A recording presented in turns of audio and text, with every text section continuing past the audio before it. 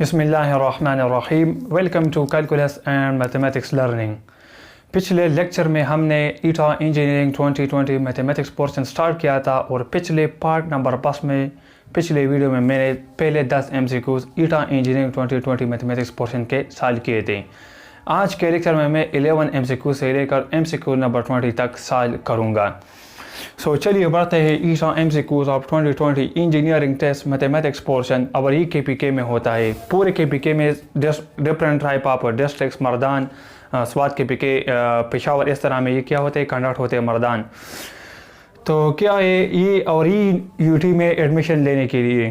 तो MCQ number 11 ये है कि when A is equal to 37, B is equal to 25 and C is equal to 25, these are the length of the sides of a triangle ABC, then the solution of a triangle can be handled by sine law, cosine law, Hero's formula, no rule। Statement ये है कि हमें 3 sides given है, हम इसी 3 sides का area कौन से तरीके से मालूम करेंगे। आया साइन लॉ से मालूम करेंगे, कोसाइन लॉ से मालूम करेंगे, हीरो फार्मूला से, या कोई भी रूल से नहीं। याद रखें कि कोसाइन लॉ कब एप्लीकेबल होता है। कोसाइन लॉ तब एप्लीकेबल होता है जब हमें करस्पॉन्डिंग 2 साइड्स गिवन हो। लेट्स सपोज एक ट्राइंगल है, अगर ये साइड लेट्स सपोज B है और ये C है, अगर ये 2 साइड्स गिवन हो और इसका corresponding angle let's suppose this is ACB, तो ये B है, C है, तो ये इधर क्या बनेगा, लेट्स सपोज बीटा बनाता है। अगर ये लेट्स सपोज यहाँ पे ये बीटा बनाता है, लेट्स सपोज अगर यहाँ पे ये साइड्स गेमा बनाता है और ये अल्फा बनाता है। तो लेट्स सपोज अगर आपको ये साइड्स गिवन हो BC और इसका करस्पॉन्डिंग एंगल से मुराद ये है कि जो साइड रह गया, ये साइड रह गया ना A, तो इसी साइड का एंगल आपको गिवन हो, B साइड गिवन हो, C गिवन हो और अल्फा गिवन हो, तभी आप कोसाइन लॉ अप्लाई कर सकते हैं। लेकिन यहाँ पे तो एंगल गिवन ही नहीं है, हमें 3 साइड्स गिवन है। इसका मतलब ये है कि यहाँ पे जो कि करस्पॉन्डिंग एक एंगल गिवन नहीं है, कोई भी एंगल नहीं गिवन है, एटलीस्ट 1 एंगल होना चाहिए कोसाइन लॉ के लिए। तो जब एंगल नहीं है तो इसका मतलब हम कोसाइन लॉ अप्लाई नहीं कर सकते। तो cosine law is incorrect option. Sine law कब गिवन हो एप्लीकेबल है, जब आपको 2 साइड्स गिवन हो, लेट्स सपोज B और C गिवन है और BC में से B के करस्पॉन्डिंग एंगल बीटा होता है और C का करस्पॉन्डिंग एंगल गेमा होता है। अगर आपको 2 साइड्स गिवन हो और इन दोनों में से एक एंगल गिवन हो तो आप क्या करोगे, साइन लॉ अप्लाई कर सकते हो। अगर इस तरह B और C गिवन हो, बीटा या इसमें से गेमा गिवन हो, तो आप ही निकाल सकते हैं बाय द साइन लॉ। लेकिन यहाँ पे अगेन चूंकि एक एंगल गिवन नहीं है, सारे 3 साइड्स गिवन है क्वेश्चन में, तो हम साइन लॉ भी अप्लाई नहीं कर सकते। तो मतलब साइन लॉ भी इनकरेक्ट ऑप्शन है। हीरो फार्मूला तब अप्लाई करोगे जब आपके पास तीनों साइड्स गिवन हो। तो यहाँ पे 3 साइड्स गिवन है, लेकिन हीरो फार्मूला हमारा करेक्ट ऑप्शन नहीं। हीरो फार्मूला निकालते हैं किस तरह है, ये पहले S निकालते हैं A + B + C/2 से, मतलब तीनों साइड्स को ऐड करते हैं, 2 से डिवाइड करते हैं, S आता है। फिर फार्मूला होता है area is equal to square root of S into S - A S - B S - C। S आपको यहाँ से मिलेगा, A B C गिवन है, S भी गिवन है, तो यहाँ से आप एरिया निकाल सकते हैं bye the method of hero formula. तो यहाँ पे आप हीरो फार्मूला क्यों अप्लाई नहीं कर सकते। याद रखें कि हमने क्लास 9 में एक थ्योरम सीखा था। उस थ्योरम में हमने ये पढ़ा था कि sum of the 2 sides, any 2 sides of a triangle could always be greater than the third side। तो मेरे पास A साइड क्या है, 37 है, और B साइड मेरे पास क्या है, दिस इज 25, और C साइड मेरे पास B 25 है। तो A मेरे पास क्या है, 37 है, B 25 है। तो इसको अगर आप ऐड करें, ये 37 और 25, लेट्स सपोज मैं चेक करता हूँ कि क्या है। A 37 है, B 25, C 65 है। C क्या है, 65। तो आप यहाँ पे देखें, मैं A मेरा पास 37 है, B 25 है, और C क्या है, 65 है। तो A B को आप ऐड करें तो A क्या है, 37, और B मेरे पास क्या है, 25। सो यहाँ से क्या आएगा, 37 25 को मैं ऐड करता हूँ, तो जैसे आएगा 2 1, यहाँ से 6 आएगा। तो A + B के सम से 62 आता है। तो आया ये 62 A + B ये C से ग्रेटर है, no, this is less than the third side. A + B का वैल्यू 62 है और लेस देन C की वैल्यू क्या है, 65। तो हमने ट्राइंगल के थ्योरम में ये पढ़ा था कि सम ऑफ द 2 साइड्स कुल always be greater than the third side. तो इसको अप्लाई नहीं कर सकता, एप्लीकेबल नहीं है, वेरीफाई नहीं करता थ्योरम को। थ्योरम को अपील कर रहा है। थ्योरम कहता है कि sum of any two sides let's suppose a plus B this will be greater than the third side, लेकिन यहाँ पे तो उल्टा है, लेस है, तो इसका मतलब हम एरिया फाइंड ही नहीं कर सकते क्योंकि ट्रायंगल के जो थ्योरम है उसको अप्लाई ही नहीं करता, वेरीफाई नहीं करता, तो इसका मतलब है कि यहाँ पे हम कोई भी रूल अप्लाई नहीं कर सकते। तो यहाँ पे जो करेक्ट ऑप्शन बनेगा MCQ नंबर 11 में वो ऑप्शन नंबर डी होगा, नो रूल। अभी नेक्स्ट MCQ नंबर 12 को समझते हैं। ये इसमें हमने फाइंड आउट वैल्यू फाइंड करनी है cos इनवर्स नेगेटिव x की। यहाँ पे चूंकि इनवर्स है तो इसका मतलब ये MCQ आया है इनवर्स ट्रायगोनोमेट्री से, जो कि चैप्टर नंबर 12 है APSC मैथ पार्ट 1 KPK में। तो KPK new course of inverse trigonometric function chapter number 12 से ही आया है। We will find the value of cos inverse negative x। तो चलिए फाइंड आउट करते हैं cos इनवर्स x की वैल्यू। किस तरह फाइंड आउट करेंगे? तो इसकी वैल्यू हमने निकालनी है असल में cos इनवर्स नेगेटिव x के। हम इस तरह करेंगे, ये एंगल चूंकि नेगेटिव है तो अगर ऑरिजिन प्लेन से आप शो करेंगे तो यहाँ पे cos जो है वो पॉजिटिव होता है। फोर्थ क्वाड्रेंट में भी cos क्या होता है? This is positive.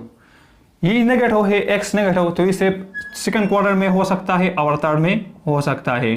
तो हम चेक करते हैं कि अभी कौन से क्वाड्रेंट में है। तो लेट सपोज मैं कंसिडर करता हूँ let cos inverse negative x this is equal to let suppose theta. तो इसका मतलब ये है कि हमने असल में थीटा निकालना है क्योंकि इसको हमने सपोज किया। अब इस तरह करते cos इनवर्स को राइट साइड पे शिफ्ट करते, तो ये क्या बनेगा? यहाँ पे माइनस x रह जाएगा और ये राइट साइड पे जाके पॉजिटिव cos पावर 1 हो जाएगा, मतलब cos ऑफ थीटा हो जाएगा। अब इसके बाद माइनस को राइट साइड पे शिफ्ट करो तो x बन जाएगा माइनस cos ऑफ थीटा। अब हम इसको इस तरह लिख सकते हैं, माइनस cos थीटा को इस तरह लिख सकते हैं cos of pi minus theta. क्यों? इसको एक्सपेंड करते तो ये क्या बनेगा? cos pi cos of theta, then ये प्लस बन जाएगा sin पाई sin थीटा। अभी sin पाई sin 180 है, 0 के बराबर है तो ये सारा 0 हो गया। cos पाई माइनस 1 के बराबर है तो इससे माइनस cos ऑफ थीटा आ जाएगा, जो कि लेफ्ट हैंड साइड है। इसका मतलब ये है कि माइनस cos थीटा को हम cos of pi minus theta लिख सकते हैं। तो ये बन जाएगा x is equal to minus cos theta किस चीज़ के बराबर है? cos of phi minus theta के। अभी cos को इस साइड पे शिफ्ट करो, cos इनवर्स बन जाएगा, तो cos इनवर्स ऑफ x बन जाएगा और राइट साइड पे क्या हो जाएगा? फाई माइनस थीटा हो जाएगा।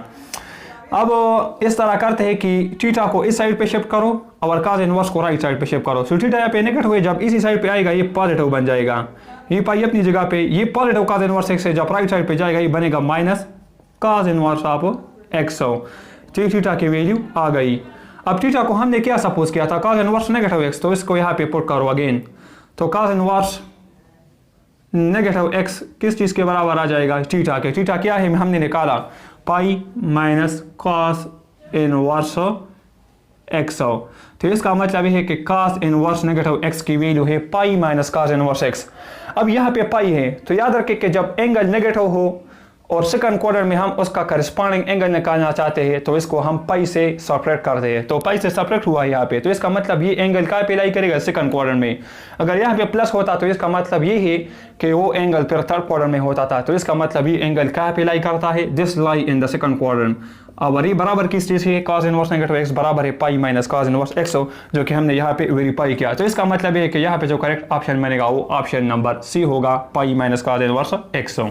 अभी नेक्स्ट MCQ नंबर 13 को समझते हैं। क्या कहता है कि find the directrix of the parabola x square is equal to negative 8y is. ये भी conic section number 2 chapter number 8 old course से आया है और हमने क्या करना है? We will find the directrix of this parabola x square is equal to negative 8y। तो डायरेक्ट्रिक्स पैराबोला क्या होता है? Parabola is actually set of all those points in a plane whose distance from the focus and whose distance from the directrix this is equidistant from a single point. How? Let's suppose this is the origin plane or coordinate system. याद रखें हमें क्या given है? Solution की तरफ मैं बढ़ता हूँ। हमें गिवन है x square is equal to minus 8y। याद रखें कि parabola along y x axis lie करता है क्योंकि यहाँ पे क्या है? राइट साइड पे y है। अगर यहाँ पे x होता तो फिर पैराबोला x एक्सिस पे लाई करता। यहाँ पे चूंकि ये y है तो मतलब ये along y एक्सिस क्या करेगा? ओपन होगा। दूसरी बात ये है कि यहाँ पे चूंकि नेगेटिव साइन है तो इसका मतलब ये पैराबोला किस तरह लाई करेगा? This will be open downward. अगर ये पॉजिटिव होता प्लस 8y तो then the parabola will open upward. अगर ये पॉजिटिव इस तरह होता, याद रखें ये कंडीशन याद रखें, x square is equal to 4ay, x square this is equal to minus 4ay y square this is equal to 4ax and y square is equal to minus 4ax। ये 4 condition है। यहाँ पर ये positive है तो ये upward open होगा, पहली बात। ये भी पॉजिटिव है, ये भी अपवर्ड ओपन करेगा। ये नेगेटिव है, ये डाउनवर्ड ओपन करेगा। ये जनरल फॉर्म है डिफरेंट पैराबोलास की। यहाँ पर ये डाउनवर्ड ओपन करेगा क्योंकि ये माइनस है, सही है।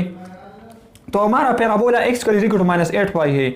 इसमें से इसके साथ ही क्या करता है, कंपेयर करता है। x square is equal to minus 4ay minus 8y, मतलब हमारा पैराबोला डाउनवर्ड ओपन करेगा एलॉन्ग y एक्सिस। क्या पर क्या है y, तो ये ऑरिजिन से पास होगा यहाँ से और इस तरह होगा ये पैराबोला। ये positive x axis, this is positive y axis, this is negative x axis, this is negative y axis. तो ये नेगेटिव y एक्सिस है तो मतलब ये पैराबोला लाई करेगा along the negative y axis, मतलब इसको डाउनवर्ड ओपन करेगा। अगर यहाँ पे ये पॉजिटिव होता तो मतलब एलॉन्ग पॉजिटिव y एक्सिस इस तरह ओपन क्या करता, ये ओपन होता। तो ये मेरे पास पैराबोला आ गया। लेट्स सपोज ये मेरा पास फोकस है इसी पैराबोला का और ये किस चीज़ पे लाई करता है, एलॉन्ग y एक्सिस पे। तो एलॉन्ग y एक्सिस पे हमारे पास x क्या होता है, ये 0 होता है। तो x 0 और y पे मैं क्या करता हूँ, p लेता हूँ या a लेता हूँ। आप यहाँ पे p भी ले सकता है, a भी ले सकता है। यहाँ पर जनरल लेट्स सपोज मेरे पास एक स्मॉल p है xy, मुझे ये मालूम नहीं है, तो ये डिस्टेंस हो गया। फिर याद रखें कि इसी पैराबोला को जो पैरेलल लाइन होता है, यहाँ पे इसी पैरेलल लाइन को हम क्या कहते हैं, this is called the directrix of the parabola, जो कि असल में हमारा क्या है, गोल है। तो पैराबोला को जो पैरेलल लाइन होता है इसको डायरेक्ट्रिक्स कहता है और इसी केस में क्या होगा, एलॉन्ग पॉजिटिव y एक्सिस होगा। अब इसी डिस्टेंस को हम क्या करेंगे, ज्वाइन करेंगे। ई पी टू एफ हो गया और इसी डायरेक्ट्रिक्स को हम एल से रिप्रेजेंट करते हैं, सही है, एल से। तो असल में हमने इसी डायरेक्ट्रिक्स का क्या करना है, इक्वेशन निकालना है। तो याद रखें ये डायरेक्ट्रिक्स किस चीज़ से लाई करता है, ये एलॉन्ग पॉजिटिव y एक्सिस है। तो यहाँ पे मतलब ये है फार्मूला कुछ इस तरह बनेगा, ये एलॉन्ग y एक्सिस है तो हम इन टर्म ऑफ y लिखेंगे y this is equal to क्या लिखेंगे, एलॉन्ग पॉजिटिव y एक्सिस है। तो मतलब यहाँ पर ए जो लेंगे या पी लेंगे, आप कोई भी ले सकते हैं, दोनों कांस्टेंट वैल्यू है। तो एलॉन्ग पॉजिटिव एक्सिस है तो हम यहाँ पे पॉजिटिव a या पॉजिटिव p लेंगे। ये डायरेक्ट्रिक्स का क्या हो गया, इक्वेशन हो गया। अब हमें p की वैल्यू चाहिए, सारे ऑप्शन में y है लेकिन p नहीं है, p यहाँ से निकालेंगे। तो इसको कंपेयर करते हैं with the standard form of the parabola, x square is equal to minus 4ay, x square minus 4ay, और हमारा ओरिजिनल इक्वेशन है x square is equal to minus 8y। तो x स्क्वायर ये दोनों इक्वेशन का same है ना, left hand side. तो ये दोनों साइड भी सेम होंगे by the method of property, transitive property. So minus 4ay this will be equal to minus 8y, minus minus के साथ कैंसिल, y के साथ कैंसिल, 4 इज इक्वल टू 8, इसका मतलब a क्या आएगा, 2 आएगा। तो इसको हम a भी कह सकते हैं, p भी कह सकते हैं। तो a और p क्या आ गया, मेरा पास 2 आ गया। इसको यहाँ पे पुट करो, रिजल्ट आ जाएगा। तो y is equal to p है तो y will be p, p क्या है, 2 है। तो 2 को इस साइड पे शिफ्ट करो तो बन जाएगा y minus 2 is equal to 0। This is the required equation of the directrix for the given parabola. तो यहाँ पे जो करेक्ट ऑप्शन बनेगा वो ऑप्शन नंबर डी होगा। लेट्स सपोज अगर हमारे पास पैराबोला कुछ इस तरह का आ जाए, इस तरह का, ये डाउनवर्ड ओपन कर रहा था ना, अगर ये ओपन अपवर्ड करेगा, ये पॉजिटिव 8y होता, यहाँ पे पॉजिटिव, तो फिर ये पैराबोला ओपन अपवर्ड करेगा। तो डायरेक्ट्रिक्स आप किस तरह आप ड्रा करोगे, ये चूंकि एलॉन्ग पॉजिटिव y एक्सिस है तो इसको पैरेलल क्या करेंगे, डायरेक्ट्रिक्स। तो डायरेक्ट्रिक्स यहाँ पे होगा। अगर पैराबोला कुछ इस तरह हो, एलॉन्ग x एक्सिस हो इस तरह, तो फिर डायरेक्ट्रिक्स इस तरह होगा, this is the perpendicular line to this और parallel line to this parabola. अगर पैराबोला कुछ इस तरह ओपन हो इस तरह, तो फिर इसको हम क्या करेंगे, this will be called the directrix of parabola. तो यहाँ पे जो करेक्ट ऑप्शन बनेगा वो ऑप्शन नंबर डी होगा। अभी नेक्स्ट एमसीक्यू नंबर 14 को समझते हैं। ये एमसीक्यू असल में डिफरेंशियल इक्वेशन से आया है, chapter number 9 old course of APSC part 2 mathematics है। ये वेरी वेरी इंपॉर्टेंट टॉपिक है, ऑर्थोगोनल ट्रैजेक्टरीज। एमसीक्यू नंबर 14 ये कहता है कि find the orthogonal trajectories to the curve x square plus y square is equal to c। So 4 different type of option given है। Solution की तरफ मैं बढ़ता हूँ। कर्व गिवन है x square plus y square, this is equal to c। तो इसका हम स्लोप फाइंड आउट करते हैं by taking the derivative of both side with respect to x। तो x square derivative with respect to x क्या होगा, this is 2x। y square का derivative according to the general power rule this will be 2y, but y is an inner function, that's why we will write y dash. ये हो गया। c constant है, इसका derivative 0 होगा। x square का derivative with respect to x 2x, y square derivative with respect to y 2y into y dash. y dash is the first time derivative dy by dx। And is equal to C derivative is 0। Y dash मैंने निकालना है 2x को right side पे shift कर, ये बनेगा 2y y dash this will be minus 2x। So 2 के साथ कैंसिल, सो वाई डैश की वैल्यू आ जाएगी minus x divided by y. अब वाई डैश मेरे पास है स्लोप, लेट्स सपोज इसको मैं m1 का नाम देता हूँ and this is let's suppose dy by dx at let's suppose a point f and this is minus x by Y.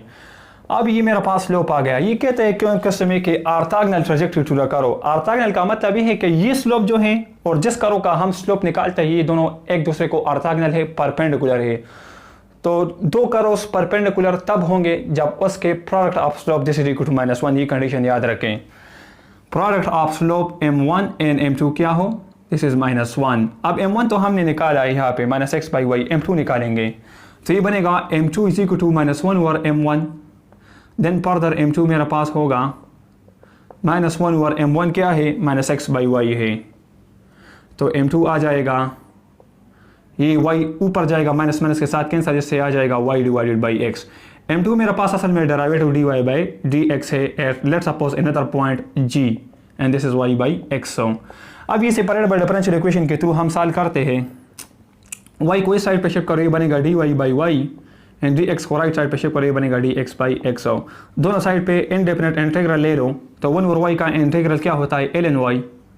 1 over x का इंटीग्रल ln x होता है और यहाँ पे कांस्टेंट भी आता है इंटीग्रेशन में, तो हम इसी कांस्टेंट के साथ ln ले सकते हैं। क्यों? क्योंकि c एक कांस्टेंट है, इस पर आप ln लोगे, ये भी एक फंक्शन है तो आपको रिक्वायर्ड स्टिल एक कांस्टेंट वैल्यू देगा। तो मतलब c के साथ मैं ln ले सकता हूँ, ln c। तो ये बन जाएगा ln y is equal to, यहाँ पे फार्मूला है लाग का, लाग आप a प्लस लाग b, ये किस चीज़ के बराबर होता है, लाग आप a b, देयर प्रोडक्ट हो। तो इसी x को हम प्रोडक्ट करेंगे, मल्टीप्लाई करेंगे, सो ln cx हो।